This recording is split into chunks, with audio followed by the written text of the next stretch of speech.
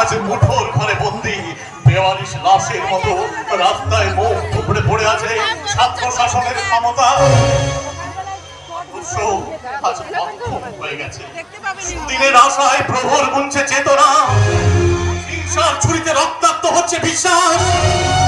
আর ওই মেয়েকে ভালোবাসার কালো মেঘ বয়ে নিয়ে আসছে লিভ টুগেদার আর পরকীয় সম্পর্ককে। আর প্রকৃত ভালোবাসা নিঃশব্দে নীরবে মুখ লুকিয়ে কুমড়ে কুমড়ে কাঁদছে। বারে আধুনিক সভ্যতা কি বিচিত্র তোমার চেহারা। কে তুমি? তোমাকে তো দেখে মনে হচ্ছে কোনো ভয় নেই। আমি কোনো গল্পের গরু চড়ানো স্বপ্নের রাখাল নই।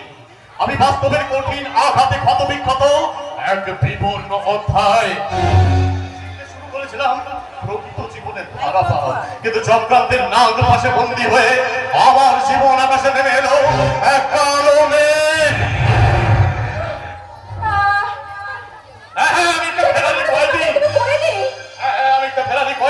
খুনের দায়ে আমার যাবজ্জীবন সাজা হয়েছিল।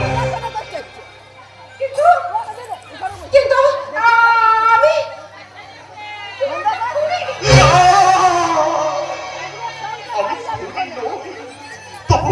তবু নিয়তির নিষ্ঠুর বিচারে আমাকে খুনি সাজতে হয়েছে। আজকে রাতটুকু আমাকে তুমি আশ্রয় দাও। বিশ্বাস করো আমি ভীষণ ক্লান্ত পরিশ্রান্ত, তাই রাতটুকু বিশ্রাম নিয়ে ভোর হওয়ার আগেই আমি এখান থেকে চলে যাবো। কিন্তু আমি এখানে এই বস্তিতে একা থাকি। কিন্তু আপনি যদি বস্তিতে একা আমার কাছে থাকেন, তাহলে রাত্রে যদি আমার কাছে থাকেন, সকালবেলায় বস্তিবাসীর লোক আমাকে যে কলঙ্ক অপবাদ দেবে। কিন্তু তখন আমি কি করব?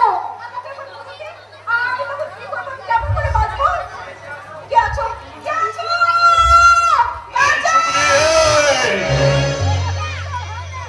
বাঁচার জন্য আমি এখানে ঢুকেছি।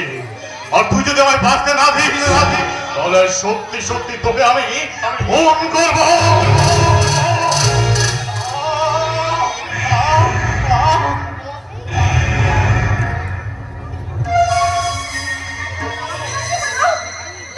মানুষটা যে জ্ঞান হারিয়ে ফেলেছি।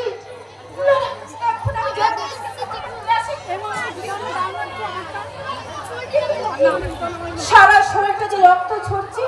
না না, এর এমন করে রক্ত ঝরলে মানুষটা যে মরে যাবে। তাই কি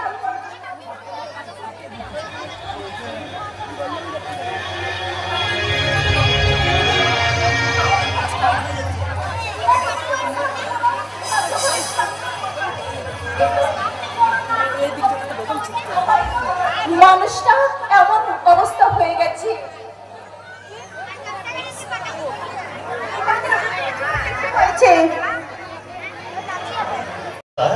কবিতা, আজকে তোমায় দিলাম ছুটি। খোদার রাজ্যে পৃথিবী গদ্যময়, পূর্ণিমার চাঁদ যেন ঝলসানো রুটি। তুমি শুনবে এই অভাগার জীবন যন্ত্রণার করুণ কাহিনী। তাহলে শোনো, আমার নাম রাহুল দত্ত। কোটিপতি বাবার একমাত্র সন্তান আমি।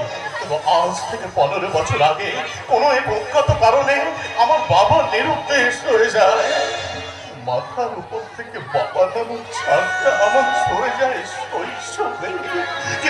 কিন্তু সেই অভাবটা বুঝতে দেয়নি আমার মা। আমাকে উচ্চ শিক্ষিত করে ব্যারিস্টারি পড়তে সেই বিলেতে গেল।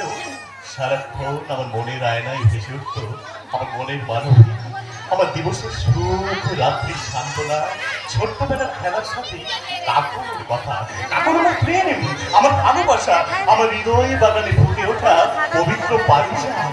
তাই সেই কাকুরকে দিয়ে শুরু করলাম আমার অসহায় জীবনের করুণ কাহিনী।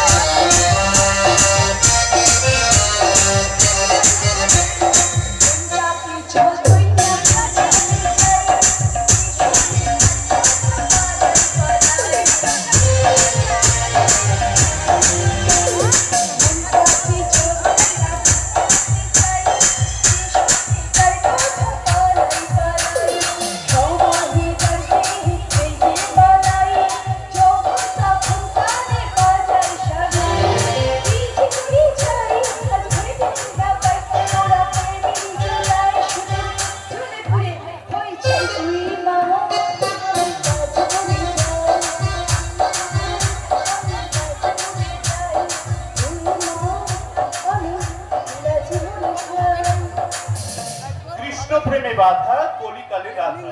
তা এটা কুসুমপুর না বৃন্দাবন আমি তো সেটাই বুঝে উঠতে পারছি না। তা ভালো, প্রেম করা ভালো, এতে শরীর মন দুটোই ভালো থাকে। তাছাড়া সারা পৃথিবী প্রেমময়। কিন্তু আমার কি হবে? এই যে তোমাকে বলছি, বেশ তো রূপে রসে যৌবনে নিজেকে ভরিয়ে তুলেছে গো। তাই এগুলো একটু সামনে রেখো, নইলে আমার মতো শীতের চোর তবে শীত কেটে তোমার ঘরে ঢুকে পড়বে। এই ফুলের গায়ে হাত দিতে আসলে আপনার হাতে কিন্তু কাঁটা লাগবে, কাঁটা। একটা কথা বলে রেখো, ফুল তুলতে জানলে কিন্তু হাতে কাঁটা লাগে না।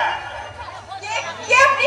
হিংসার দাড়ি পাল্লায় অহিংসাকে ওজন করে লালসার কষাই খানায় চক্রান্তের ছুরি দিয়ে কেটে বিবেককে বিক্রি করার আমি এক দক্ষ বণিক, নাম আমার কৌশিক।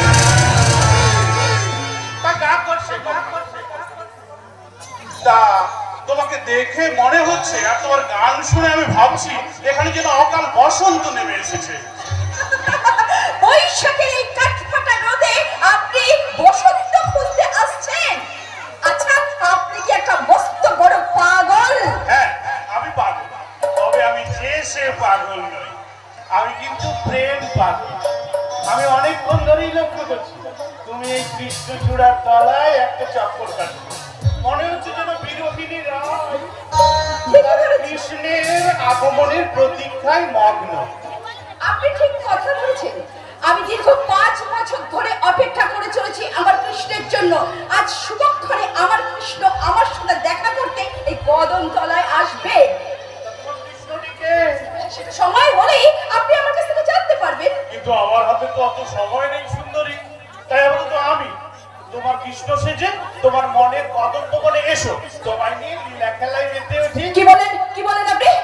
এটা কলিকাল, তাই এখানে কৃষ্ণের বাঁশির সুরে রাধারা বিচলিত হয় না। বরং এই নব ভারতের দুঃশাসনের ক্ষমতার জোরে, টাকার জোরে রাধারা নাচে। তাই তুমিও নাচার জন্য তৈরি হয়ে নাও। একই করছেন আপনি। আপনি আমার হাত ধরছেন কেন? ও প্রিয়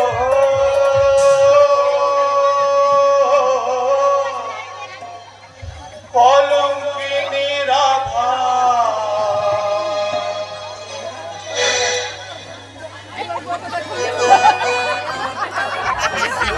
কদম ডালে বসিয়া আছে। আরে কানু হারাম জাদা মাই চলে না চাইও।